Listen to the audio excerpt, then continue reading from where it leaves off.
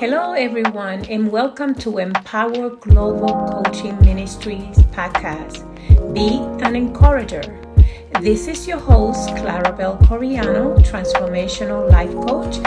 I am so happy you are joining us today. So today's topic is how to manage grief and loss during the holidays. So we welcome Nicole and to Be an Encourager podcast.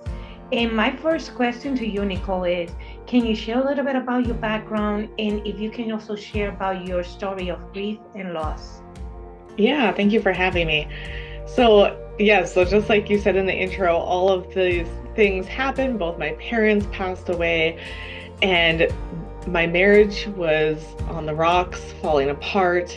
I felt very betrayed, resentful that he could hide these things from me. And so really what I found is that grief is something that doesn't necessarily come with death.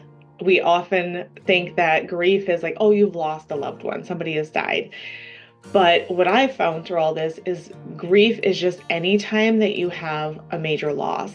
And so it can be a marriage, it can be any kind of relationship, it can be a job. Anytime we have an expectation that isn't met, we can feel grief around that.